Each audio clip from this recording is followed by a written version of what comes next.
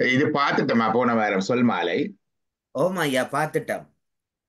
சொல் அது மாலை வேற பார்த்தா. பதிகமல்லோ. ஓ யா பொன்மாலை அது பார்த்துட்டேன். ஓம் ஓம் ஓம் ஓம். அது பார்த்துட்டேன். சரி சரி சரி. உம் இது மார்க் பண்ணி வச்சதுல அது எடுத்தது.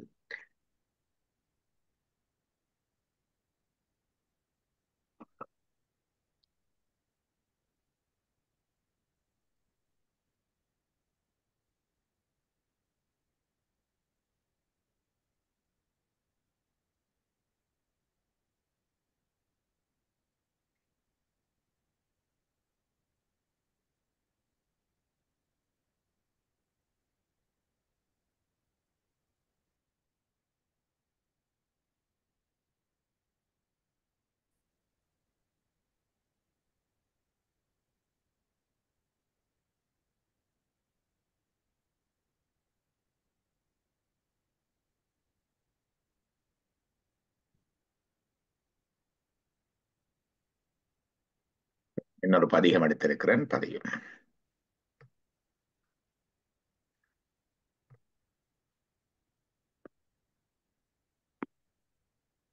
ம், படி துவக்குவார் படி. நல்லது. திருச்சிற்றம்பலம். இந்திரனோடு தேவர் இருடிகள் ஏத்துகின்ற சுந்தரமானார் போலும் துதிக்கலாம் சோதி போலும் சந்திரனோடு கங்கை அரவையும் சடையுள் வைத்து மந்திரமானார் போலும் மாமரை காடனாரே. திருச்சிற்றம்பலம். இந்திரனோடு தேவர்கள் இருடிகள் ஏத்துகின்ற ரிஷிகளை தமிழ்ல இருடிகள் என்று சொல்லுவார்கள். ஓ. ரிஷி என்று சொல்றது ரிஷிஸ் சிஎஸ் ரிஷ் என்ற பார்த்தர்.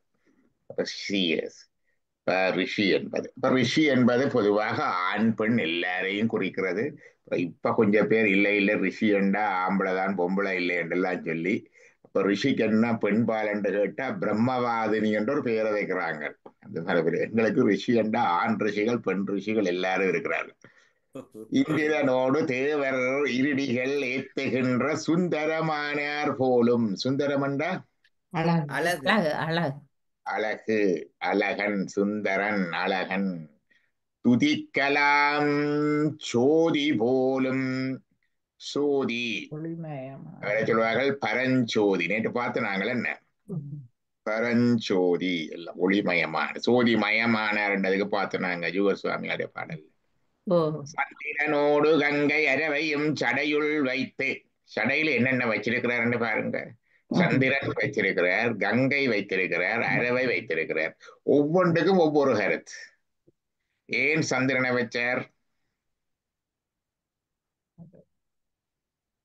சந்திரனை ஏன் வைத்தார்? அபியம் வந்து கேட்டவர் போல சந்திரன் யாரோ. அபயம் கேட்டார். ஏன் அபயம் கேட்டார்? அதுதான் தெரியல. தட்சனுக்கு தட்சனுடைய மகள் உமாதேவியார் தாட்சாயினி எல்லாருக்கும் தெரியும். தட்சனுக்கு வேறு 27 மகள்மார் இருக்கணும். அந்த 27 மகள்மாரையும் சந்திரனுக்கு திருமணம் செய்து கொடுத்தான் தட்சன். ஓ ஓ ஓ. அப்ப சந்திரனும் சிவபெருமானும் சகலர. அப்ப திருமணம் செய்து கொடுத்தான் தட்சன்.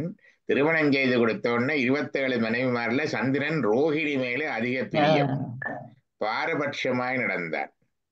இன்றைக்கும் சந்திரனுக்கும் ரோஹிணிக்கும் நல்ல நட்புண்டு. ஜாதக ரீதியிலையும் சொல்லுவார்கள். பழைய காலத்துல திருமண நாட்கள் தமிழ் சங்கத்தமிழ்ல போடைக்க சொல்லுவினம் சந்திரன் இந்த ரோஹிணி நட்சத்திரம் வரைக்க திருமணம் செய்கிற காலமும் இருந்தது.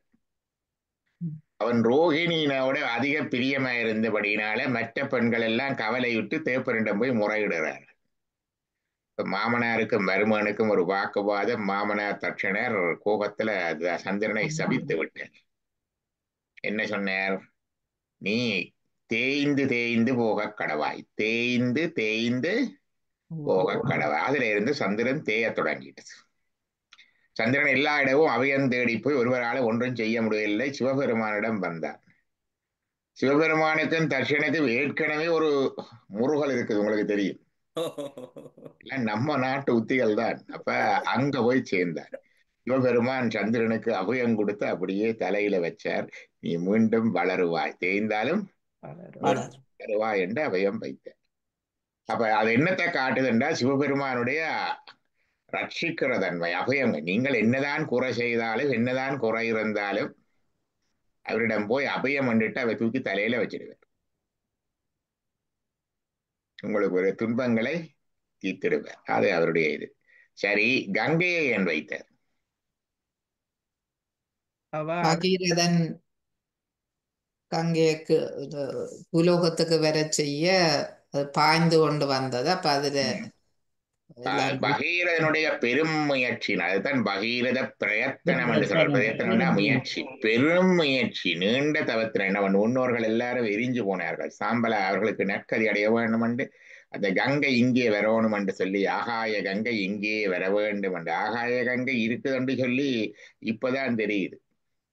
இங்க இங்க இருக்கிற பூமியில இருக்கிற நீரை விட எத்தனையோ மடங்கான ஒரு நீர்ப்பரப்பு அங்க மேல மிதந்து கொண்டு இருக்கணும். இப்ப கிட்டடியில வந்து நான் பகிர்ந்திருக்கிறேன்.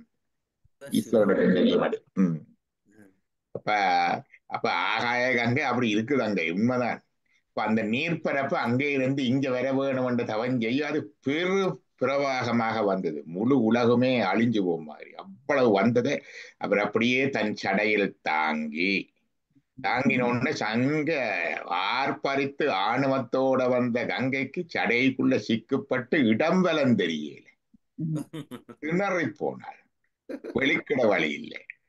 அவளும் ஒரு ரிலீஸ் வேணும், இங்க பகீரதன் தவத்துக்கு ஒரு பதில் வேணும். அந்த மற்ற சடை, அந்த சடையா முடிகள்ல ஒரு முடியை எடுத்து இப்படி விட்டார். அந்த ஒரு முடியினூடாக வந்த ஒழுகின கங்கை தான் இன்றைக்கு பிரவகித்து ஓடிக்கொண்டிருக்கு. அப்ப என்னன்னு கேட்டா சிவபெருமானுடைய பேராற்றல் ஒன்று. இரண்டாவது அந்த கங்கை என்பது அங்க அவருடைய பேராற்றலா வந்தது மட்டுமில்லை, இந்த ஆணவத்தோடு வந்தால் அவர் அடக்கி போடுவார்.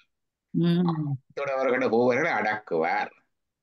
தலைமத்துவ பண்பு அது ஒன்று. எதிர்ப்பவர்களை அடக்க வேண்டும், சரணம்பவர்களை காக்க வேண்டும். அது தலைமத்துவ பண்பு, லீடர்ஷிப் குவாலிட்டி. அப்ப கங்கையை அவர் அப்படி செய்தார். அடுத்தது பாம்பு ஏன் வைத்தார்? ஜாகத்துல சிவனை அழிக்கிறதுக்கு கொண்டு விடைக்குள்ள பாம்பையும் விட்டார்கள் என்று சொல்லுவார். அப்ப பாம்பு என்பது இங்க மாயையை குறைப்பது. இறைவனுக்கு அரபாபரணன் என்று பெயர். பாம்பை சடையில இருக்கும், களத்துல இருக்கும், எல்லா இடத்துலயும் இருக்கும் பாம்பு. அப்ப அரபாபரணன், இந்த பாம்பு என்னத்தை குறிக்குதுண்டா இறைவனுடைய சக்தி. ஆனா அது உமாதேவியார் அல்ல, அது அறிவும் உணர்வும் உள்ள சக்தி. சென்டியன் போட்டன்சி தான் உமாதேவியார். இன்சென்டியன் போட்டன்சி தான் இந்த மாயை ஜடம். சென்டியன் என்றது அறிவும் உணர்வும் உள்ள சக்தி, சிட் சக்தி. அது அவரிடமிருந்து பிரிப்பு இல்லாம இருக்கிறது. இது அறிவும் உணர்வும் உள்ளது. நான் இந்த கண்ணாடி போட்டிருக்கிற மாதிரி தேவைக்கு பாவிக்கிறது, போட்டு பேனை மாதிரி தேவைக்கு பாவிக்கிறது. இந்த படைப்புக்கு உணவகத்துக்கு மாயையை பாவிப்பேன். அந்த மாயா சக்தி இப்படி விருந்து அது விரியும். விரிகிற பொழுது உலகம் படைப்பு, ஒடுங்குற பொழுது ஒடுக்கம். விரிகிற பொழுது படைப்பு.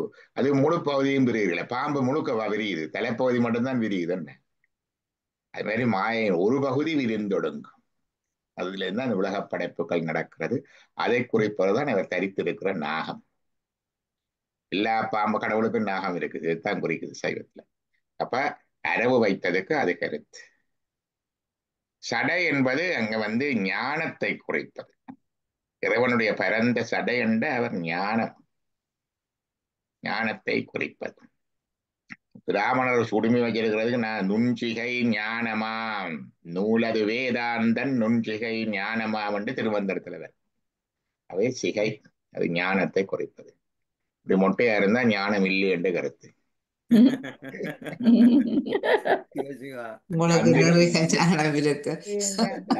அப்ப வெளியூர்ல அடவையின் சடைகள் வைத்து மந்திரம் ஆனார் போலும். இறைவன் மந்திர வடிவினன். மந்திர வடிவு இறைவனுக்கு பூசையில நாங்கள் கொடுக்கிறது மந்திர வடிவு. மந்திரத்தால நியாசம் செய்து அவருக்கு வடிவம் கொடுப்போம். அந்த மந்திரங்கள் எங்கட 11 மந்திரங்கள். 11 மந்திரங்கள். முன்னால சிவலிங்கம் இருந்ததுண்டா அது சிவமூர்த்தம். மூர்த்தம்ண்டா பாடி, சரீரம். என்று போட்டுட்டு பிறகு அந்த சரீரத்துல நாங்கள் தேகத்தை கொண்டு வாரது. ஈசான மூர்த்தாய நமக, ஈசானம் என்ற மந்திரத்தாலே அவருடைய சிரசு. தத்புருஷ வக்திராய நமக, தத்புருஷத்தால முகம். அகோர ஹிருதயாய நமக, அகோரத்தால மார்பு. வாமதேவ ஹுஹ்யாய நமக, வாமதேவத்தால வயிறு இடுப்பு. சத்தியோஜாத மூர்த்தையே நமக, சத்தியோஜாத்தால அவயவங்கள். அது முதல் கொடுக்கிறது. பிறகு அந்த சிரசை சிறப்பா கொடுக்கணும். அவருக்கு ஒரு சிரஸ் இல்லை, 5. இப்ப ஈசான ஊர்த்துவ மூர்த்தாய நமக, ஊர்த்துவம்னா உச்சி மேல பாக்குறது. தத்புருஷ பூர்வ மூர்த்தாய நமக, முன்னுக்கு உங்களை பார்த்து. தற்புருஷ உண்மையில கிழக்கு. நீங்க எந்த திசையில வச்சு பூஜை பண்ணாலும் உங்களை பார்த்துருக்கிற முகம் தற்புருஷம். அகோர தட்சிண மூர்த்தாய நமக, வாமதேவ உத்தரம் வடக்கு மூர்த்தாய நமக, சத்தியோஜாத பச்சிம மூர்த்தாய, பச்சிமம்டா மேற்கு. பிறகு சிரசு வச்சா முகம், அதுக்கு ஈசான பக்திரமண்டா முகம். ஈசான ஊத்வ பக்தராய நமக, தற்புருஷ பூர்வ பக்தராய நமக, அகோர தட்சிண பக்தராய நமக, வாமதேவ உத்தர பக்தராய நமக, சத்தியோஜாத பச்சிம பக்தராய நமக. 5 முகமும் வச்சாச்சு. அதுக்கப்புறம் சரீரம் இன்னும் முடிவு அடையல. ஓம் ஹாம் ஹிருதயாய நமக, ஓம் ஹீம் சிரசே நமக, ஓம் ஹூம் சிகாய நமக, ஓம் கைம் கவசாய நமக, ஓம் ஹோம் நேத்ரேப்யோ நமக, ஓம் ஹஸ்திராய நமக. அவருக்கு அஸ்திரங்கள் அதுகள் இதுகள் எல்லாம் கொடுத்து அங்கம் சாங்கம் சா அங்கம் உபாங்கம் எல்லாம் வரும்.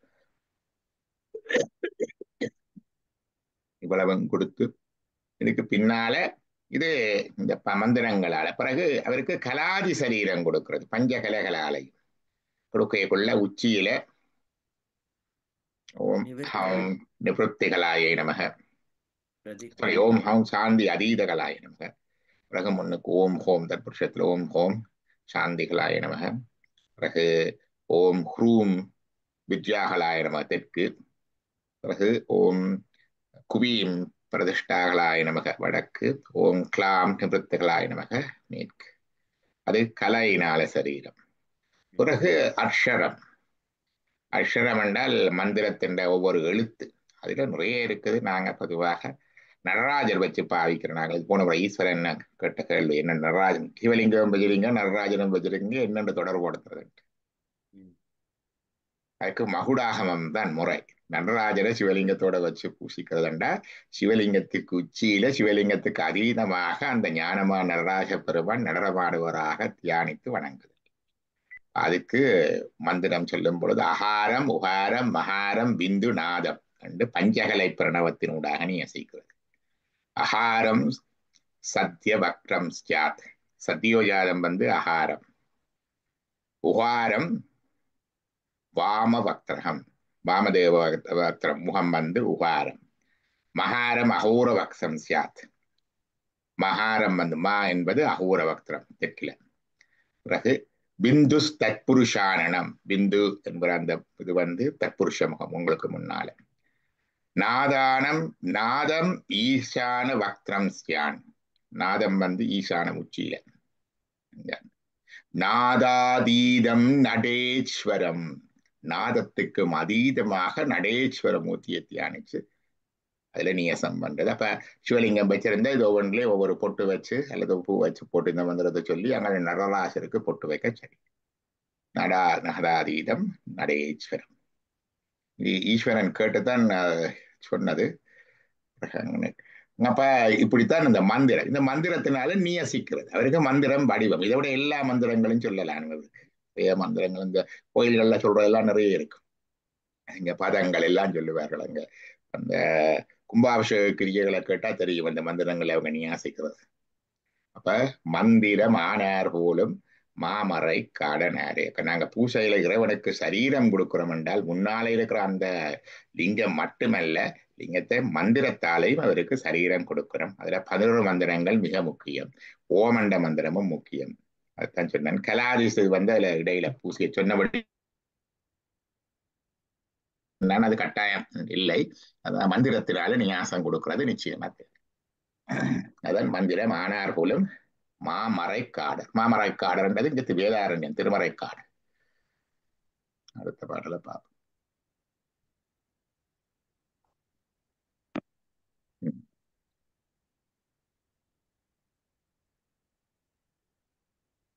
படிங்க வருது. திருச்சிற்றம்பலம்.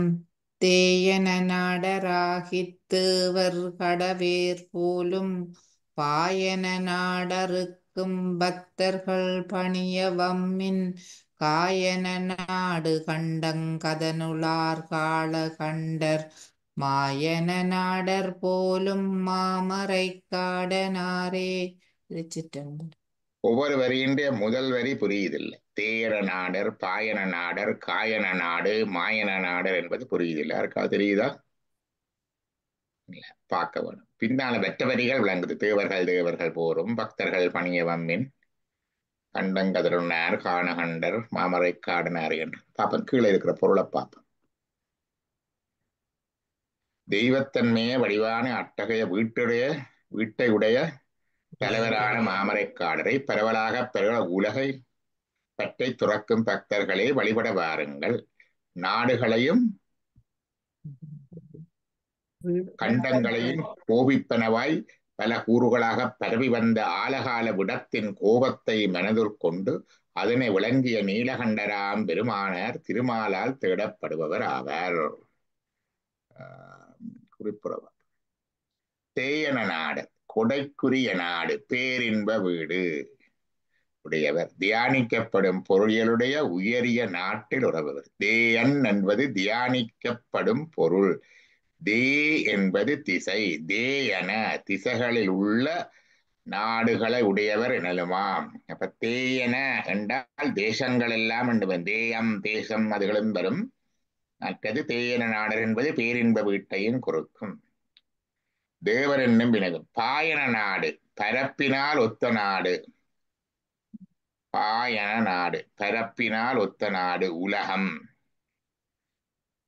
பாயன நாடு அறுக்கும் என்றதுனால இது உலகப்பற்றை, நாட்டுப்பற்று உலகப்பற்றுக்களை அறுக்கும் சிவதொண்டர்கள் மறைக்காணினாரை பணியவன். பாயனம் என்றா பாசனம், நீர் பாய்த்துகின்ற நாடு. பாயனம் என்ற வட சொல் பாசனம், பாசன நாடு, நீர் பாய்கின்ற நாடு.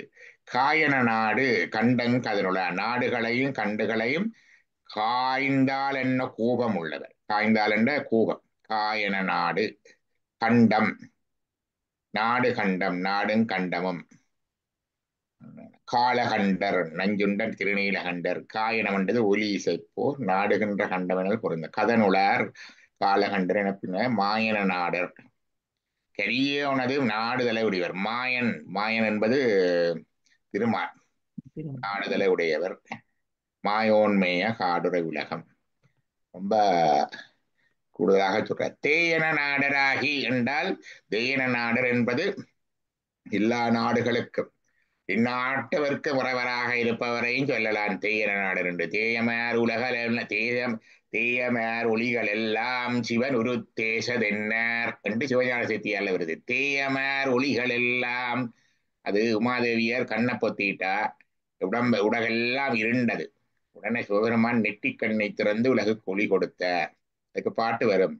நாயகன் கண்ணையப்பால் நாயகி புதைப்ப எங்கும் பாயிருளாகி மூட பரிந்து தன் நெட்டி தூய நேத்திரத்தினாலே சுடரொளி கொடுத்த பண்பின் தேயமார் ஒளிகள் எல்லாம் சிவன் உருத்தேசதென்னார். தேயமார் என்றா உலகங்கள் எல்லாவற்றிலும் இருக்கிற ஒளிகள்.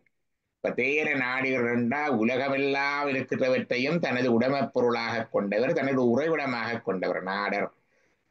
அவர் அந்த நாட்டுக்காரர் என்றா கருது அந்த நாட்டுல உறைபவர் என்ற கருத்துல வரும். இப்ப எந்நாட்டவர்க்கு மறைவா போற்றி அதுகளையும் சொல்லலாம். அல்லது தேயன நாடு என்பது பேரின்பத்தை தருகின்ற நாடு, பேரின்ப வீடு, வீடு வீட்டுக்கு தலைவராயிருப்பவர் என்றும் வரும். தேவர்கள் தேவர், மகாதேவன், தேவதேவன், மகாதேவன் அவர்களுக்கு மேனான. பாயன நாடறுக்கும் பாசனம் பொருந்திய நீர்வளம் நிறைந்த பாசனமுள்ள நாடு அறுக்கும் பக்தர்கள், அந்த நாட்டிலே இருந்து அந்த உலகத்திலே இருக்கின்ற பற்றை அறுக்கவல்ல பக்தர்கள் பணிய வம்பின் பணியும்படியாக வருகின்றவர்கள். காயன நாடு கோபத்தோடு பாய்ந்து இந்த நாடுகளை காய்ந்து அழிக்க வருகின்ற கண்டங்கதனுள, அந்த ஆலகால விடத்தை தன்னுடைய கண்டத்திலே உடையவர், எடுத்து அடைந்தவர். காலகால விஷயம் உலகத்தை எல்லாம் காய்ந்து அழிப்பதற்காக பெரும் சீற்றத்தோடு வருகின்ற அந்த விடத்தை தன்னுடைய கண்டத்திலே அடக்கினவர் ஆனபடியினாலே அவர் காலகண்டர். மாயன நாடர், மாயன் என்று சொல்ல, மாயோன் என்பது திருமால். அவன் நாடுகின்ற, அவன் விரும்புகின்ற, அவன் விரும்பி வழிபடுகின்ற சிவபெருமான் இந்த திருமறை காட்டிலே உரைகின்றவர். எவ்வளவு புதுச்சொற்கள் பார்த்துட்டோம். தேயன நாடர், பாயன நாடர், காயன நாடர், மாயன நாடர். சரி, அடுத்த பாடலை பார்ப்போம்.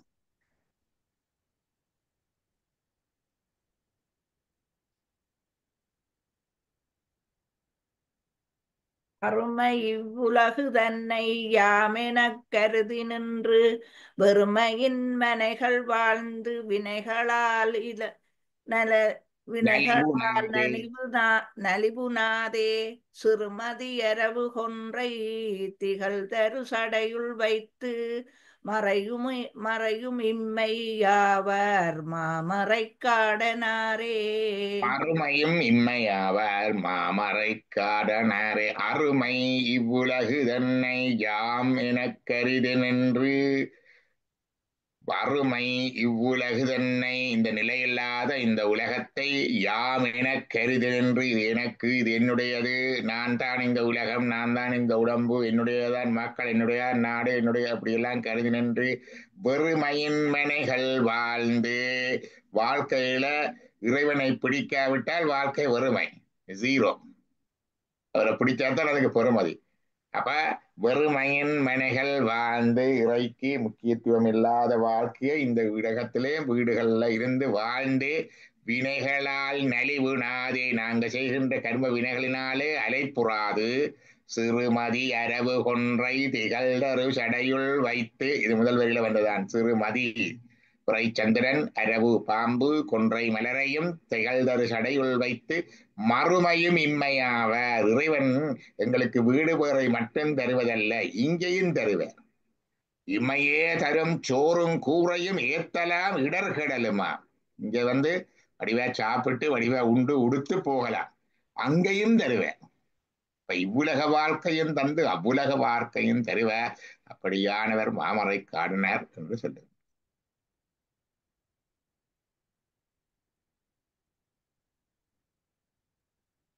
அடுத்த பாடல். பால் கொடுத்திருக்கை ஏற்றி களி நீரை இறைச்சி மேய்ந்து தோல் படுத்து உதிர நீராய் சுவரடன் திரண்டு வாசல் ஏழ் உடை தாவம் மெத்தம் ஏழு சாலேகம் பண்ணி மால் கொடுத்தாவி வைத்தார் மாமரை காடனாரே. கடவுள் உடம்பை கொடுக்கறத சொல்றார். கால் கொடுத்து, திரு கையேற்றி, களி நிறைத்து, அதுக்குள்ள இட்டு நிரப்பி, இறைச்சி மேய்ந்து, இந்த ஊன் தசைய மேய்ந்து, தோல் படுத்து, தோளால போர்த்தி, உதிரன் நீரால் சுவர் எடுத்து, உதிரம் நீர் அமைத்து அதுக்கு ஒரு சுவர் எடுத்து, 2 வாசல் ஏழ்வுடை தாவத் அமைத்து, மலவாச 2 வாசையும் வைத்து, 7 சாலேகம் பண்ணி, சப்த தாதுக்களினாலே அதை உண்டு பண்ணி, மால் கொடுத்து, மால் என்றது மயக்கம் என்கிற ஒரு பொருள். என்னென்று சொல்றாரு, ஆவி வைத்தார், அதுக்குள்ள பிறகுங்களை ஆன்மாவை கொண்டு வந்து வைத்தார் மாமறை காடனாரே. கைகளை ஏற்றி எலும்புக்களை இடைநிலை புலால மேய்ந்து கொண்டு 7 சன்னல்களை, 2 வாயில்கள் 7 சன்னல்கள். சாலேகம் என்றது சன்னல்கள் என்று வருது. உயிருக்கு ஒரு வீடு கட்டி, அப்ப 2 வாசல், 9 வாசல் என்று எங்களுக்கு தெரியும், இப்பதான் தெரியும் 2, அதை 2 வாசல் 7 ஜன்னல் என்று சொல்லலாம். அருமை அருமை. ஒரு வீடு கட்டி அதற்கு மால் என்ற பெயர் குறிக்கும் மயக்கம், காற்று, வேட்கை என்பது செல்வங்களாக கொடுத்து ஆன்மாவை குடியேற்றி வைத்துள்ளார், ஆவி வைத்து. என்ன மாதிரி இறைவன் உடம்புதாரார். கால் கொடுத்து திருக்கை ஏற்றி களி நிறைத்து இறைச்சி மேய்ந்து தோல் படுத்து உதிர நீரால் சுவர் எடுத்து 2 வாசல் 7 உடை தாவத் அமைத்து 7 சாலேகம் பண்ணி மால் கொடுத்து ஆவி வைத்தார் மாமறை காடனாரே. அருமை அருமை அருமை அருமை. சிவ சிவா. 7 ஜன்னல்கள். அனட்டமி ஒரு பிச்சு பிச்சு இருக்கிறார் ஒரு பாடல். அடுத்தது ம் படிங்க. படிக்காதவங்க எல்லாம் படிக்கலாம். எல்லாரும் உண்ணினார் படிங்க. விண்ணின் மிக்கார் வேதங்கள் விரும்பியோத பண்ணினார் கிண்ணறங்கள் பக்தர்கள் வாடியாட கண்ணினார் கண்ணினுள்ளே சோதியாய் நின்ற வெந்தை மண்ணினார் வலங்கொண்டேத்தும் மாமரை காடனாரே. விண்ணினார். விண் என்பது இங்க விண்ணுலகம், அவருடைய பரலோகத்தை குறிப்பது. விண்ணின் மிக்கார், இந்த ஆகாசத்தையும் கடந்துள்ளவர். வேதங்கள் விரும்பி ஓத பண்ணினார், வேதங்கள் எல்லாம் விரும்பி பாடுகின்ற பன்னிசையை உடையவர். கிண்ணறர்கள் பக்தர்கள் பாடி ஆட கண்ணினார். கிண்ணறங்கள் என்பது அஹ், அந்த அவருடைய 18 கணங்கள்ல வரும் உண்டு. பைசாச கணங்கள், பூதகணங்கள், மற்றது அதுல ஒன்று காந்தர்வர்கள், மற்றது கிண்ணறர்கள். கிண்ணறர்கள் அவர்கள் ஒரு மியூசிக்கல் பீப்புள் தான். கிண்ணறர்கள் பக்தர்கள் ஆடி ஆட. கிண்ணறம் என்ற ஒரு வாத்தியம் இருக்குது, ஒரு சின்ன தோல் வாத்தியம், நிரம்போடு அது அழிஞ்சு கொண்டு போகுது, பழமையான வாத்தியம். கிட்ட முகநூல்ல பார்த்தனார் ஒருவர் வாசிக்கிறது. கிண்ணறங்கள் பக்தர்கள் பாடி ஆட கண்ணினார் கண்ணினுள்ளே ஜோதியாய் நின்ற விந்தை. கண்ணினுள் ஜோதி என்று சொல்லுவார். கண்ணின் அது வறுமையான கருத்து. சொல்லுவார்கள் என்றால், நாங்க பார்க்கறதுக்கு வெளியில சூரிய வெளிச்சம் இருக்கணும், அது சூரியன் வெளிச்சம். மற்றது கண் இருக்கணும், அது உண்டு. பிறகு கண் இருக்கிறது மட்டுமில்ல, எங்களுக்கு உயிரும் இருக்கணும். செத்த பணத்துக்கும் கண் இருக்கு, திறந்து விட்டா பாக்குதா? இல்லத்தானே சூரியன். அப்ப எங்களுக்கு உயிரும் இருக்க வேணும். உயிரும் இருக்கிறதோட அந்த கண்ணுக்குள்ள இருந்து காட்டுறது இறைவன் சூதியாக இருந்து காட்டுறான். எப்படி சொல்ல, அவன் காணும் உபகாரம் காட்டும் உபகாரம் என்று இருக்கு. எங்களோட இருந்து அறிந்து தானும் அறிகிறார் என்று வரும். அப்படி கண்ணினுட் சோதி. அப்ப கண்ணினுள்ளே சோதியாய் நின்ற எந்தை, கண்ணுக்குள்ள சோதியா நிக்கிற மாதிரித்தான் இறைவன் உயிரோடு நிற்கிறார் என்று உதாரணம் சொல்லுவார். கண்ணினுள்ளே சோதியாய் நின்ற எந்தை, என்னுடைய தந்தையார். மண்ணினார் வலங்கொண்டேத்து மாமரை, மண்ணினுள்ள இந்த மக்கள் எல்லாம் பலம் சுற்றி ஏத்துகின்ற வழிபடுகின்ற திருமறை காடனாரே என்ற கருத்துல வருகிறது.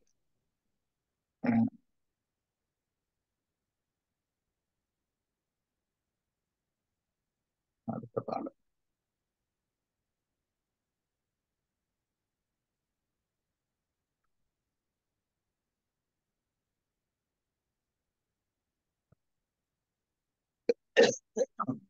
மயம்.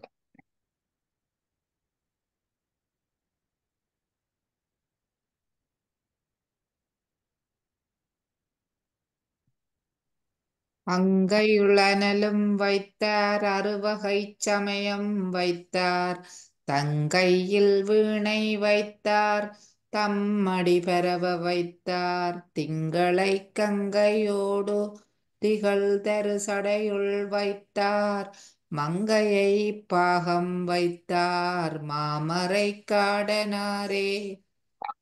கையுள் அனலும் வைத்தார். அங்கை என்பது உள்ளங்கை, உள்ளங்கையிலே நெருப்பு வைத்தார். அங்கையுள் அனலும் வைத்தார் அறுவகை சமயம் வைத்தார். 6 வகை சமயங்கள் சிவஞான சித்திகள்ல படிச்சுட்டோம் நாங்கள்.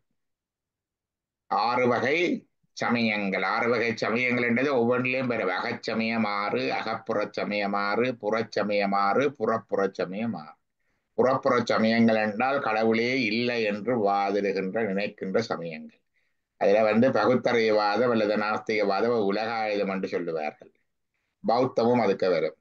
4 வகை பௌத்தம் என்று சொல்லுவார். 4 வகையான பௌத்தங்கள். இப்ப மகாயானம் ஹீனயானம் மாதிரி அந்த நாளில் இருந்தது 4 பத்தங்கள். 4 பௌத்தங்கள், உலகாயுதம், சமணம். இந்த 6ம் புறச்சமயங்கள், வெளிவட்டம். அதுக்கு அடுத்ததாக புறச்சமயங்கள். புறச்சமயங்கள் என்றால் அதுக்கு அடுத்ததாவாரது. அடுத்ததாவாதல அவர்கள் கடவுள் உண்டென்று கொன்றாலும் அதுக்கு அங்கால விளக்கம் பத்தாது என்று சொல்லுவார்கள். அதுல வேதாந்த மரபு அதுக்குள்ளதான் வந்துடுது, வைஷ்ணவமும் அதுக்குள்ளதான் வந்துடுது. அதை விட மீமாம்சையும் அதுக்குள்ள வரும். சடங்குகளை முன்னிறுக்கின்ற சமயங்கள் மீமாம்சை வரும்.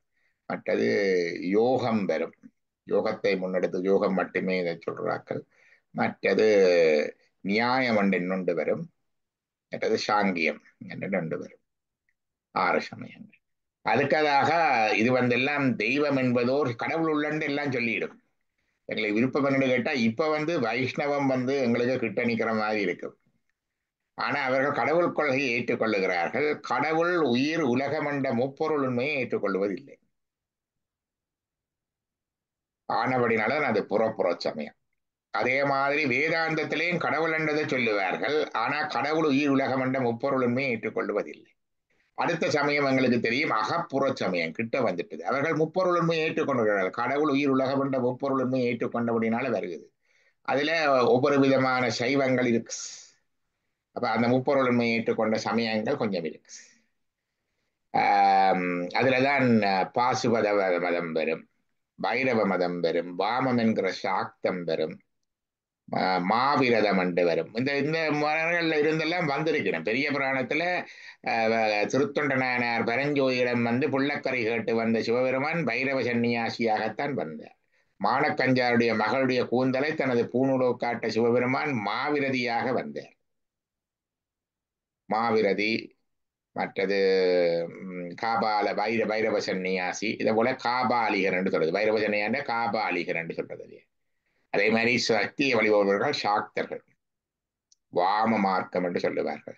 இப்ப சாக்தத்துல வேதாந்த சாக்தமும் இருக்குது. ஸ்ரீவித்யா சம்பிரதாயம் எல்லாம் வேதாந்த மரபான சாக்தம்.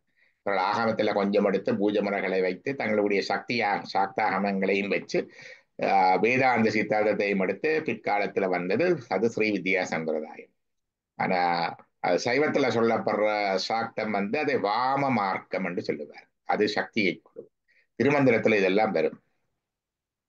பைரவம், வாமம், சாக்தம், பாசுபதம், பாசுபத சைவர்கள் என்று சொல்றது. கிருஷ்ணர் எல்லாம் பாசுபத தீட்சை தான் பெற்றார். ராமர் எல்லாம் பாசுபத தீட்சை தான் பெற்றார். பசுபதீச்சரம் என்ற கோயிலே பாசுபதர்களுடைய கோயில் தான் ஆதியில. அதே மாதிரி கபாலீஸ்வரர் என்ற கோயில் காபாலிகருடைய கோயில், வைரவர்களுடைய கோயில் அந்த நாளையில. அதே மாதிரி இதுல என்ன சொல்றது, இன்னொரு சைவம் ஒன்று இருக்கு. அதுக்குள்ள லகுலீஸ்வரர் என்று சொல்லி ஒரு குரு இருந்தவர். அவருடைய சைவம், அவருடைய லகுலீஸ்வரன் தான் இப்ப உங்களுக்கு நகுலேஸ்வரமா இருக்கு. அப்புறம் நாங்களுக்கு கீரி முகம் எல்லாம் கதை போட்டு வச்சிருக்கிறோம். அது லகுலீஸ்வருடைய சைவம்.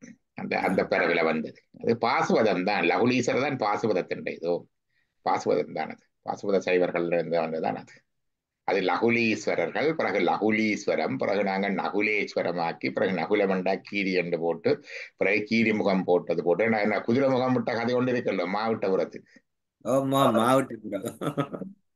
மாவட்டபுரம் என்றது இருக்கு.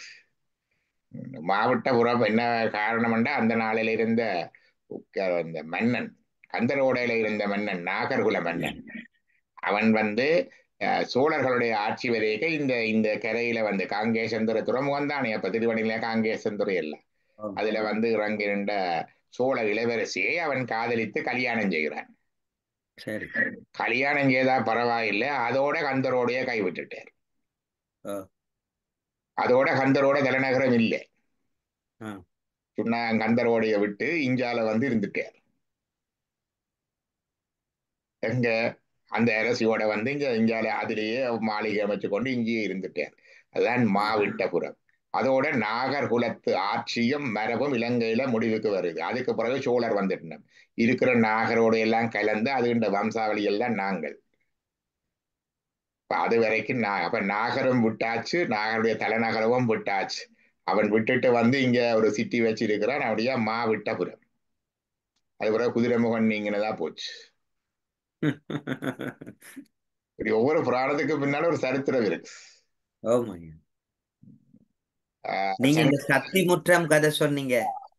சக்தி முற்றம் மாதிரி தான். அது என்ன, சக்திக்கு என்ன சொன்னார்கள், என்ன கதையா? முத்தம் கொடுத்த கதையா? சக்தி முத்தம் கொடுத்த கதையா? சக்தி சக்தி முற்றம் முற்றம் முற்றம் என்றா முன்னாலே இருக்கிற முன்றல். அதை போய் சக்தி முத்தம் கொடுத்த கதையாக்கி விட்டாங்க. அதே மாதிரி இது நாகலேஸ்வரத்துக்கு, மாவிட்டபுரத்துக்கு, அதுல சங்கமித்த திருவண்ணாமலையில இறங்குறா. அந்த இடம் போய் எல்லாம் கட்டி வச்சிருக்கிறாங்க. திருவண்ணாமலையில இறங்குறா. இறங்கி போட்டு அங்க ஒரு அரசவரத்துக்களே அங்க பண்ணாத்துல நடுறா. இப்ப அரசவரம் இருக்கு, அராளாய முருகன் கோயிலுக்கு பக்கத்துல அது இருக்கு. அதை நடுகிறா. பிறகு அதுக்கு பிறகு அங்க இருந்து கந்தரோடைக்கு போறா. அவ சரி ஐயா. Biggest Buddhist city. அங்க அந்த புத்த விகாரிகள் பழைய சங்க தமிழர்கள் புத்த விகாரி எப்படி வச்சிருந்தாரு அங்கதான் போய் பார்க்கணும். குட்டி குட்டி விகாரிகளா இருக்கு நிறைய அந்த ரோடையில போய் பாருங்க அடுத்த முறை. குதிரைமுகம் மாறினதா இருக்கு ஐயா. குதிரைமுகம் மாறினா அவளுக்கும் 10 விதமான அளவுக்கு குட்டி குட்டியா இருக்கு. இப்ப இருக்கிற விகாரி மாதிரி இல்லை. இல்ல குதிரைமுகம் மாறினதா எனக்கு மாவட்டபுரம் ஆகினது. அப்படித்தான் சொல்லுறது கதை, புராண கதை. அப்படி நடைமுறையில குதிரை முகம் கீரி முகம் எல்லாம் சாத்தியமோ? நம்மட முகங்கள் ஒரு விதத்துல அப்படி இருக்கிறதா நடக்கிற. மாட்டு முகம், நேமுகம், குதிரை முகம், பூனை முகம் எல்லாம் இருக்கு. அது வேற விஷயம். இதுதான் வரலாற்று பின்னணி. அதுக்கு பின்னால பன்றை தலைச்சியம்மன். அதுக்கு பிறகு ஒரு கதை இருக்கு. அது வேராகி அம்மன், கண்ணகி வேராகி. அந்த இதுல சொல்றாருன்னு கேட்டா ஒருவர் ஏதோ சம்திங் பண்டிகை வெட்டி புதைச்சதோ ஒரு கதை ஒன்று இருக்கு.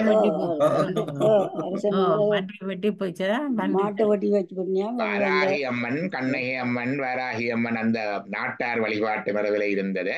பிறகு பண்டித லட்சியம்மன். பிறகு ஒருக்காக அங்கேயோ பண்டிகை வெட்டி என்ன நடந்தது, மாட்டை வெட்டி வச்சு போட்டாங்க. அப்ப அதுக்கு விளக்கம் விளைவிக்க அம்மனை வேண்டி நின்றவர்களா. அப்ப அது பன்றி முகத்தாக வந்தது என்று சொல்லுவாங்க. வாராகி அம்மன் வழிபாடு. அதான் பன்றி தலைச்சி. நான் அங்கே எழுத யாரோட அதுக்கு எதிர்ப்பும் வச்சார். இல்லை இல்லை அது இப்படி இந்த கதை சொல்லி பன்றி தலைச்சி என்ற பெயர் வந்தது இதுல இருந்தேன். அதே மாதிரித்தான் இது. அப்ப திகழ்தரு சொல்லும் அங்கையை அங்கையுள் அண்ணலும் வைத்தார். 6 வகை சமயத்திலே அந்த 6 சமயங்களும் அகப்புற சமயங்கள். முப்பொருளை ஏற்றுக்கொள்ளும். ஆனா ஆணவம் என்பதை சொல்லாது. ஆணவம் என்பதை சொல்லாது. ஆணவம் தான் அந்த தடை என்றதை சொன்ன சமயங்கள் வரும். பிறகு அது பாடாணவாத சைவம், சங்கராந்த சைவம், என்ன இங்கால அதுலதான் சிவா அத்துவித சைவம். நீலகண்டர் எல்லாம் பிரம்மசூத்திரத்துக்கு பாஷவல சிவா அத்துவிதம். சிவா அத்துவிதம் ஒன்று வேறு ஒன்றும் இல்லை, விசிஷ்டாத்வை வைணவத்தின் விசிஷ்டாத்வைத தத்துவம். ஆனா சிவத்தை வச்சு சொல்றது சிவா அத்துவித சைவம். அவர்கள் சொல்லுவார்கள், சிவன் இந்த உலகத்துக்கு நிமித்த காரணன் மட்டுமல்ல, உபாதான காரணமும் கூட. அது சிவனிடமிருந்துதான் இந்த உலகம் உண்டானது என்று சொல்லுவார்கள் அவர்கள். அப்படி அது ரெண்டையும் சொல்றது. அது சிவ அத்துவித சைவம். மற்றது சிவ சமவாத சைவம். ஞானப்பிரகாரர் சொன்னதாக சொல்லுவார், சிவ சமவாத சைவம். மற்றது எங்களுடைய கோயில் பத்ததி திருவிழாக்கள் எல்லாம் சிவ சமவாத சைவத்தின்படிதான் நடக்குது. எங்களுக்கு வேற பத்ததி இல்லை. சைவ சித்தாந்த மரபில பத்ததி வரையில. அப்ப எல்லா பூஜைகள் எல்லாம் சிவ சமவாத முறைப்படிதான் நடக்கும். கோயில்ல கொடியேற்றத்துல இருந்து அதுல இருந்து அகோர சிவ பத்ததி. அது சிவ சமவாத சைவம் எல்லாம் வரும். 6 சமயங்கள் அதுக்குள்ள வரும். அது முத்தி நிலையில இருக்கிற வித்தியாசத்தை சொல்லும்.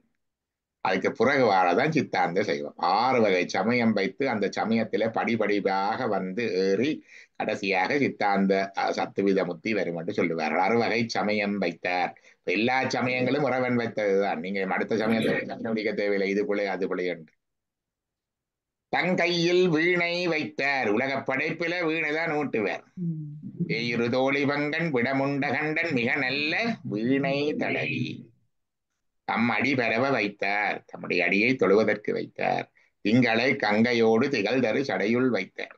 திங்களை கங்கையோடு சடையுள்ள வைத்தார். மங்கையை பாகம் வைத்தார்.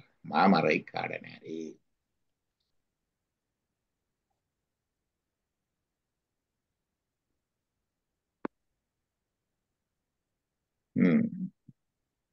ஈதராய் கேட்டு கிண்ணறன் தன்னை வைத்தார். வேதராய் வேதமோதி விளங்கிய சோதி வைத்தார். ஏதராய் நட்டமாடி இட்டமாய் கங்கையோடு மாதையோர் பாகம் வைத்தார். மாமரை காடனாரே.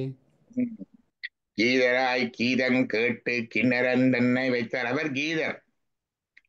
கீதர் என்றால் 3 விதமாக கருது கொள்ளலாம். இசை வடிவானவர். இசை வடிவானவர். ஓசை ஒளியலாமானாயினியே என்று சொல்லுவார்கள். அது சொல்லுவார்கள். 7 இசையும் ஆனாயினியே என்றெல்லாம் பெறும். இப்ப இசை வடிவானவர் கீதர். அவர் கீதத்தை பாடிக்கொண்டிருப்பவர் கீதர். பாட்டு பாடுறவர் பாடகர். நாடகம் நடிப்பவர் நடிகர். பிரசங்கம் செய்வோர் பிரசங்கி, அதே மாதிரி கீதம் பாடுபவர் கீதர். கீதராய் கீதம் பாடுறவர் சாம வேதம் ஓதிக்கொண்டு வேதம் ஓதி வண்ணூல் பூண்டு என்றெல்லாம் வரும். பிறகு அவரே பாடிக்கொண்டிருப்பார். அவர் பாட்டு படிப்பார், டான்ஸ் ஆடுவார், வீணையும் வாசிப்பார். பாருங்க, அப்ப கீதராய் கீதம் கேட்பார். நாங்க வேதம் எல்லாரும் சாம வேதம் மற்ற கீதங்கள் எல்லாம் படிக்க அவர் கேட்பார். அர்ச்சனை பாட்டே ஆகும் என்று சொன்னார். சொத்தமிழால் பாடு என்று சொன்னார். பாடுறத கேட்பார். கீதம் கேட்டு கிண்ணரன் தன்னை வைத்தார். கிண்ணரம் என்றது வாத்தியம், அதை வைத்தார். மற்றது கிண்ணறர்கள் என்பது கணங்கள், இந்த கணங்களை வைத்தார். ரெண்டும் பெறும். வேதராய் வேதமோதி, வேதர் என்ற அவர்தான் வேதத்தின் பொருள். வேதத்தின் பொருள் அவர்தான், வேதம் அவர்தான். வேதஸ்வரூபி, வேத ஸ்வரூபி, வேதங்களின் பணி. இந்த நியாசம் பண்றதுல இன்னும் ஒன்று இருக்குது.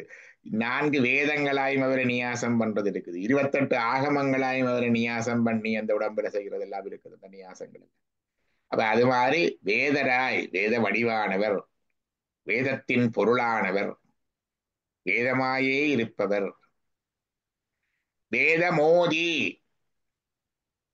அவர் ஓதுபவர் வேதத்தை. வேதமோதி வண்ணூல் பூண்டு விளங்கிய சோதி வைத்தார்.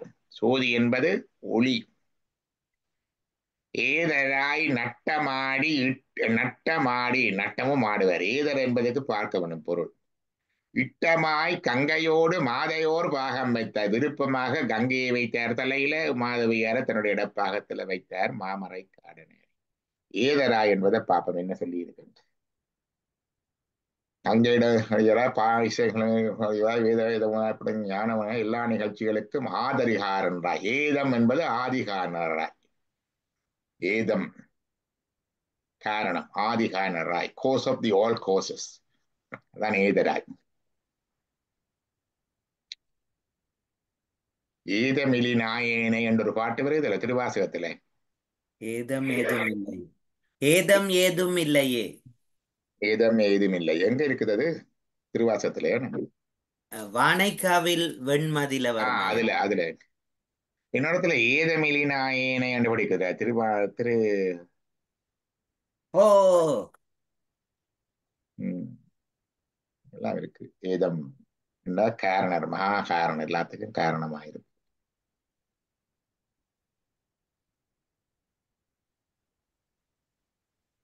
வந்தா சொல்லுங்க சும்மா, நடத்தத பாப்போம். அடுத்தது படிங்க. கனத்தினார் வலியுடைய கடிமதில் அரண் மூன்றும் சினத்தினோ சினமாய் நின்று தீயழச் செற்றார் போலும் தனத்தினை தவிர்ந்து நின்று தம்மடி பரவுவார்க்கு மனத்தனின் மாசு தீர்ப்பார் மாமரை காடனாரே. கனத்தினார், கனம் என்பது பெருமதியான, சிறப்பான, பெருதியான, செல்வமான எல்லாம் இருக்கு. கனம் தங்கி என்று சொல்லுவோம். வலியுடைய கடிமதில் அரண மூன்றும், இது மிக வலிமையான உறுதியான மதில்களுடைய முப்புறங்களையும் சினத்தின் உட்சினமாய் நின்று தீயழச் செற்றார் போலும் தன்னுடைய சினத்தினாலே கோபத்தினாலே நெருப்பு மூளச் செய்து அதை எரித்தார். தனத்தினை தவிர்ந்து நின்று தம்மடி பரவுவார்க்கு, தனம் என்பது இங்கே செல்வம். செல்வங்களுக்குள்ள மாட்டுப்படாம, செல்வம் தேவை, அதுல மாட்டுப்படாம இருக்கும். சில பேருக்கு அதேதான் சிந்தனை. என்ன செய்யறது, நித்திரையும் வராது. என்ன செய்யறது, எங்க வைக்கிறது, எப்படி பெருக்கிறது, யாருக்கு கொடுக்கறது, என்ன செய்யறது, வேறு என்ன வழியில ஈட்டலாம் என்று ஓடி ஓடி திரிவார்கள். அப்ப தனத்தினை தவிர்ந்து நின்று, அது விலகி நின்று, என்டாங்கிள் பண்ணப்படாம மாட்டுப்படாம நின்று தம்மடி வரவுவார்க்கு மனத்தினுள் மாசு தீர்ப்பார், மனத்துக்குள்ளே இருக்கிற அழுக்குகளை எல்லாம் தீர்ப்பார் மாமரை காடனாரே. என் மனத்து வெள்ள இருளேதுமின்றி ஒளி வெளியாகி இருக்கும் உண்டன் அருளேது அறிகின்றிலே நம்புயாது அம்பிகையே. மனத்து இருளெல்லாம் போயிடும். இங்க மனத்தின்கண் மாசிலநாதின் என்ற திருக்குறள் இருக்கல்லோ, ஓ மனத்துக்கண் மாசுடன் மனத்துல குற்றம் இல்லாட்டி சரி கணவர் சொல்லுவார்கள் என்ன மனமது செம்மையானால் மந்திரம் மந்திரம் ஜபி சொல்ல வேண்டாம் என்று சொல்லுவார்கள். நல்ல விஷயம். எப்படி மனம் மாசுறது மாசு இல்லாம போறதுன்னு தான் கேள்வி. அது இறைவன் தான் செய்வார். தம்மடி பெறவுவார்க்கு மனத்தின் உள் மாசு தீர்ப்ப. அவர்தான் எங்களுடைய மாசை அழுக்கை தீர்ப்பது, பக்குவத்தை தீர்ப்பது. அவரை பிடிச்சாத்தான் அது தீருமே தவிர நாங்களே நினைச்சு கோபத்தை அடக்குறேன், காமத்தை அடக்குறேன், குரோதத்தை அடக்குறேன் என்று போட்டு திரியலாஸ். அதெல்லாம் நடக்கிற காரியம் இல்லை. ஆனவுடனே அவர்தான் அதை செய்வார். அவருக்குத்தான் அது தெரியும். அதான் மனத்தின் உன் மாசு தவிப்பார். உள் மாசு மாசு என்பது குற்றம். உயிரற்றதினுள்ள குற்றம் ஏன் மனத்தை நான் பார்த்தேன். மனத்தை ஏன் நாங்கள் உயிர் என்று சொல்லலாது? உள்ளங்கவர் கல்வனண்டேக்க உயிர் என்று சொல்றோம். ஏன் மனவண்டேக்க மனத்தினன் மாசு என்ற உயிருள்ளே இருக்கின்ற மாசாகிய ஆணவத்தை தீர்ப்பார் என்று ஏன் சொல்ல முடியாது?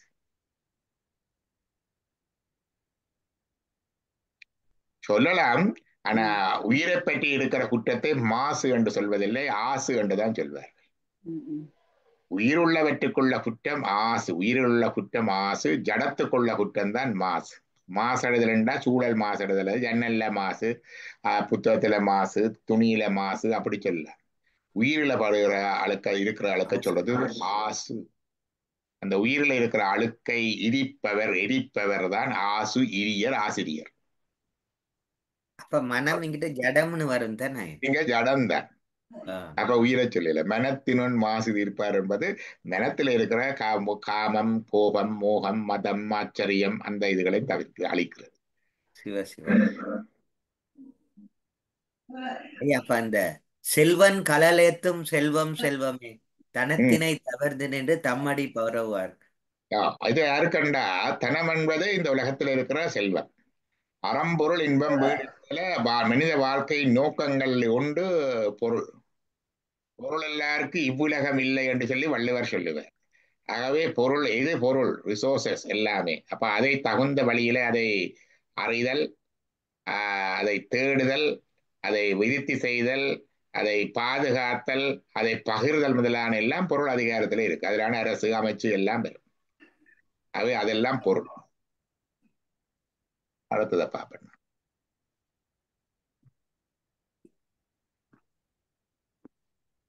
படிங்க. தேசனை தேசன் தன்னை தேவர்கள் போற்றி செய்ப்பார், வாசனை செய்து நின்று வைகளும் வணங்குமின்கள், காசினை கனலை என்றும் கருத்தினில் வைத்தவர்க்கு மாசினை தீர்ப்பர் போலும் மாமரை காடனாரே. தேசனை முதல் தேயன் என்று பார்த்தோம். தேயன் என்றா தேசங்கள் என்று பார்த்த நாங்கள். தேயமாரொளிகள் எல்லாம் உண்டு. தேய நாடனை என்றால் பரலோகத்தை இன்பத்தை தருபவனை என்றெல்லாம் பார்த்து நாங்கள். இங்கு தேசன் என்பது ஒளி. தேசனை தேசன் தன்னை என்று 2 இடத்துல வருகிறது. அப்ப முதலாவது தேசன், 2வது தேசன் என்றா நாங்க 2 விதமா பொருள் கொள்ள வேண்டும். ஒன்று ஒளியை சொல்லும், ஒன்று தேசங்களை சொல்லும். தேசம் என்றா எல்லா உலகங்களையும் தன்னுடைய உடைமை பொருளாக கொண்டவன் தேசன். செல்வத்தை கொண்டவன் செல்வன். இப்ப தேசத்தை கொண்டவன் தேசன். எல்லா தேசங்கள் உலகங்களையும் தனக்கு உடைமை பொருளாக கொண்டவன். ஈசாவாஸ்யம் இதம் சர்வம். எல்லா உலகங்களிலும் இருப்பவன் தேசன், இருப்பிடம். யாழ்ப்பாணத்தான் என்றா யாழ்ப்பாணத்தை இருப்பிடமாக கொண்டவர். கனடியன் என்றா கனடாவை இருப்பிடமாக கொண்டவர். தேசன் என்றா எல்லா தேசங்களையும் தனக்கு இருப்பிடமாக கொண்டவன். அடுத்த தேசன் என்றா தேசு ஒளியுடையவன். தேசனே தேனார் அமுதே சிவபுரனே ஒளியுடையவன் தன்னை தேவர்கள் போற்றி இசைப்பார்கள். வாசனை செய்து நின்று வைகளும் வணங்கு மின்கள். வாசனை செய்து நின்று, வாசனை செய்து என்பது நினைக்கிறேன் சுகந்த தூபங்கள் இடுகிறது, நறுமணங்கள் கொண்டு வரது, அதை குறிக்கும். வேற ஏதாவது கருத்து இருக்காண்டு பார்ப்போம். வைகளும், வைகள் என்றது காலை பொழுதிலே. வைகளும் வணங்கு மின்கள். காசினை கனலை என்றும் கருத்தினில் வைத்தவர்க்கு மாசினை தீர்ப்பர். அது என்ன காசினை? கனலை என்றா இறைவனைத்தான் சொல்றார். காசினை என்றதும் சொல்றார். காசு காசினை கனலை என்றும் கருத்தில் வருப்பவர்க்கு மாசினை தீர்ப்பர், அவருடைய அழுக்குகளை தீர்ப்பர் போலும் மாமரை காடினார். இந்த வாசனைக்கு வேறு பொருள் இருக்கா, காசு என்பது என்ன இங்க என்றதை பற்றி பார்ப்பவர்க்கா கீழே.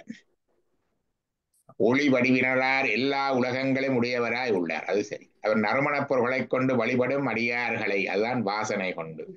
பொன்போல் ஒளி வீசுபவர்கள் கனல் போல், பொன்போல் ஒளி வீசுபவராய் கனல் போய் மார்களை இருப்பவராய் உள்ளவர். பொன்போல் ஒளி வீசுவர், காசி என்பது ஒளி, அதை யோசனை.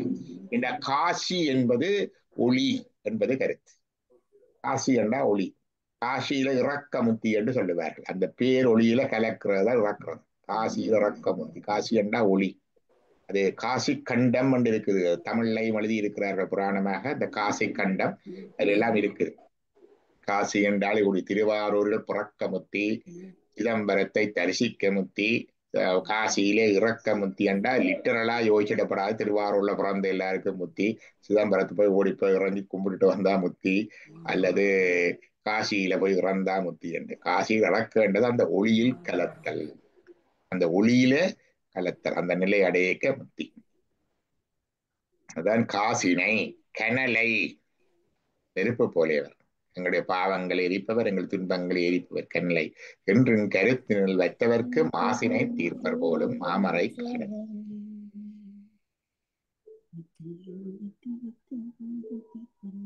அடுத்த பாட்டு. சிற்றம்பலம்.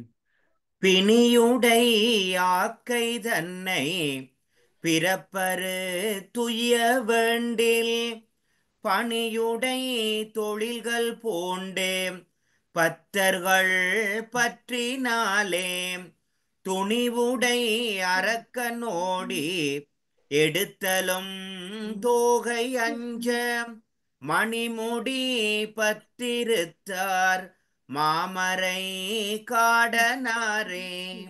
திருச்சிற்றம்பலம். பிணியுடை யாக்கை, உடம்பென்றால் வருத்தம் உண்டு.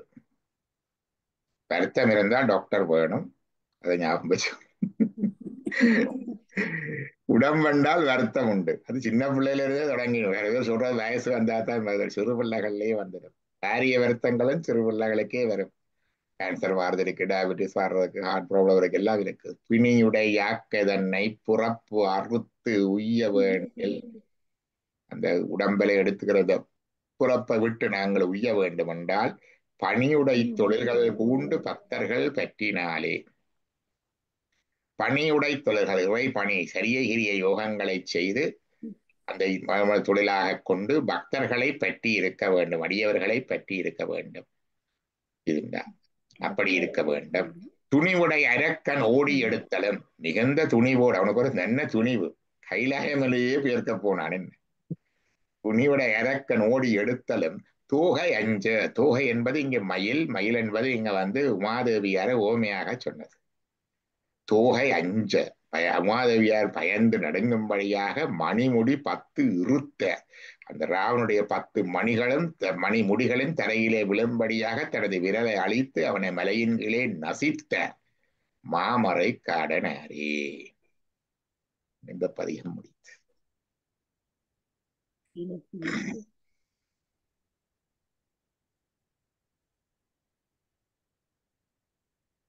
ஏதாவது கேள்வி இருக்கா இதுல பதிகத்துல?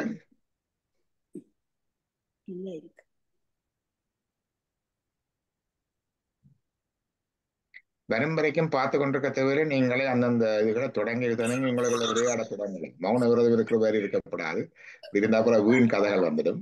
அப்ப இன்றைக்கு தேவாரம் உண்டா கொஞ்சம் பிந்தன்னா நீங்கள் ஒன்றே தொடங்கிடல. ஒரு பதிகத்தை தொடங்கினா நான் பிறகு அதுல பொருள் சொல்லி கொண்டு போகலாம், அது பிரச்சனை இல்லை. ஜோர் சாமி என்றா அதை பாக்குறது, என்னென்ன பாக்குறது கொஞ்சம் கொஞ்சம் செய்யவன். வாய்ஸ் அவுட் இருந்தான்னு அந்த கேள்வி கேட்கிறேன். அந்த சக்தி முத்தி என்ன அதே சொல்லுங்க. அதுக்கு பேர் சக்தி முற்றம். முற்றம் என்றா முன்னிலை, முன்னுக்கு வீட்டுக்கு முற்றம் என்று சொல்லுமே. அது போய் சக்தி முத்தம் என்று அப்புறம் சக்திமுத்த புலவர் என்ற அந்த புலவர்கிட்ட பேர் தெரியாது. அவர் நேரிய தூது விட்டவர். மதுரைக்கு போயிருந்து இப்படித்தான் ஒரு குளிர்காலம் அங்கே ஒரு துணியை கொடுத்து இப்படி மூடிக்கொண்டு இப்படி கூடிக்கொண்டு இருந்து அப்படியே என்ன கையது கொண்டு என்ன இப்படி இப்படி இப்படி மூடிக்கொண்டு இருக்கிறார் இப்படி. அப்ப என்னதை பொத்தி அந்த பாடல் ஒன்று இருக்குது. இந்த பாடலை எடுத்து பார்த்தா தெரியும். சக்திமுத்த புலவர் பாடல் எடுத்துக்கொண்டு இருக்கிறார். அவற்ற ஊர் வந்து அந்த ஊர். அந்த பாடல் எடுத்து பார்ப்போம் உங்களுக்கு தேர்வு எடுத்து தரேன். சக்தி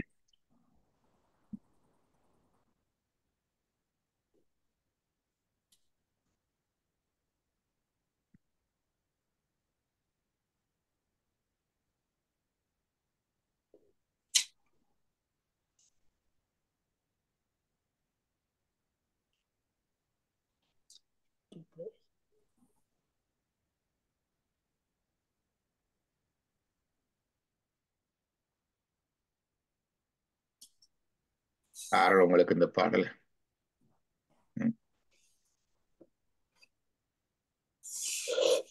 விக்கிபீடியால வந்துட்டு என்ன போட்டிருக்கிறார் வாசிங்க.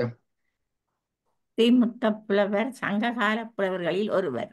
சக்திமுத்தம் என்னும் ஊரில் பிறந்தவர். இவர் வறுமையால் தளர்வுற்று தம் ஊர் விட்டு அயலூர் சென்று ஒரு குற்றச்சுவரின் அருகில் குளிருக்கு ஒதுங்கியிருக்கும் போது நாரை ஒன்றும் மேலே பறக்கக் கண்டு வறுமையிலும் தன் பிரிவாலும் வருந்திக் கொண்டிருக்கும் தன் மனைவிக்கு அதை தூதாக அனுப்புவது போல். இதுதான் அவர்கிட்ட பாடல். என்ன நாராய் நாராய் செங்கால் நாராய் எங்கட பிளமிங்கோ பழம்படு பனையின் கிழங்கு புலந்தன்ன பவள கூர்வாய் செங்கால் நாராய். பனையின் கிழங்கு இருக்குத்தானே பனங்கிழங்கு, அது இப்படி நடுவில் புலந்த மாதிரி அது இந்த ரெண்டு இப்படி சொண்டு. பனம்படு பழம்படு பனையின் கிழங்கு புலந்தன்ன பவள கூர்வாய் சிவப்பு செங்கால் நாராய். நீயும் நின் பிடையும், நீயும் உண்ட பெண்ணும் பெண்ணாரையும் தென் திசை குமரியாடி, தென் திசையில இருக்கிற குமரி நதியில போய் குளிச்சு அங்கதை பார்த்து கொண்டு வடதிசைக்கு வீராயின் வடக்கு பக்கமாய் போனால் எம்மூர் சத்திமுத்த, எம்மூர்ல சத்திமுத்தம் என்ற இடம் இருக்குது. வாவியுள் தங்கி, அங்க ஒரு குளம் இருக்குது, அங்க வந்து தங்குங்க. வட்டுக்கோட்டையில இந்த பிளவிங்க எல்லாம் வந்து நிற்கிறது குளத்துல. இடக்கிட வயசான பறவைகள் போக முடியாம விட்டுட்டு போடுவினா. அப்ப 2 வருஷத்துக்கு கொஞ்சம் வயசான பறவை அங்க இருந்து செத்தது. அப்படி அந்த வாவியுள் தங்கி நனை சுவர் கூரை சுனைகுரற் பள்ளி பாடு பார்த்திருக்குமென் மனைவியைக் கண்டு நனைந்த சுவரையும் ஒழுகின்ற கூரையையும் இந்த கூரையில இருக்கின்ற பள்ளியையும் பார்த்து கொண்டிருக்கிற என்னுடைய மனைவியை பார்த்து எங்கோன் மாறன் வழுதி கூடலில், எங்கோன் என்றா உன்னுடைய கணவன், உன்னுடைய கோன் என்றது அரசன், இங்க கணவனுக்கு மாறன் வழுதி கூடலில், மாறன் மன்னனாகிய பாண்டிய மன்னுடைய கூடல் என்கிற மதுரை நகரிலே ஆடையின்றி ஒழுங்கான உடுப்பில்லாம வாடையின் மெலிந்து, வாடை என்பது இங்க காற்று, குளிர் காத்து, வடக்கில் இருந்து வர குளிர் காத்து வாடை காற்று. வாடையின் மெலிந்து கையது கொண்டு மெய்யது பொத்தி, கையது கொண்டு மெய்யது பொத்தி காலது கொண்டு மேலது களி, அப்படியே காலை குடங்கி இப்படி நெஞ்சோட கழுவி கொண்டிருக்கிறார். கையை பத்தி கொண்டு காலை குடங்கி நெஞ்சோட அமர்த்தி கொண்டிருக்கிறார். காலது கொண்டு மேலது தளி, மேலம் முடிக்கொண்டு பேழைகள் இருக்கும் பாம்பென உயிர்க்கும், பெட்டிக்குள்ள இருக்கிற பாம்பு மாதிரி நான் இந்த குளிருக்கு ஒடுங்கி இருக்கிறேன். ஏழையானனை கண்டனம் இருமே, நான் கண்டனானப்ப உண்ட மனுஷனை கண்டு இந்த மனுஷிக்கு போய் சொல்லு. புலவற்ற குளிர், புலவற்ற வறுமை, புலவற்ற நிலை, பிரிவு, மனைவியின் நிலை அதையும் சொல்லி இப்படி ஞாரைய தூதனுப்பினர். இது பிறகு அங்கால மிச்ச கதையாக மிச்சமெல்லாம் இருக்குது. அவற்றை மற்ற பாட்டுகள் எல்லாம் இருக்குது.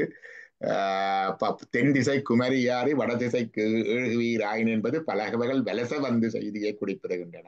வலசை என்பது இப்படி புலம்பெயர் பறவைகள் போவதை குறிப்பிடுகின்றன என்று சொல்லுகிறேன். இதுதான் இந்த பாடல். சரியோ, இந்த சக்தி முத்தத்தை, இது உண்மையா சக்தி முத்தம் என்பது அந்த முற்றம் என்பது என்ற சொல்லுதான் முத்தம் என்று இருக்குது. இந்த முத்தத்தை வாயால கொடுக்குற முத்தமாக்கி அது சக்தி வந்து முத்தம் கொடுக்க வேண்டும் சொல்லி புராண கதை ஆக்குறேன்னு இப்ப சிவகுமார் எழுதான் எனக்கு தெரியும்.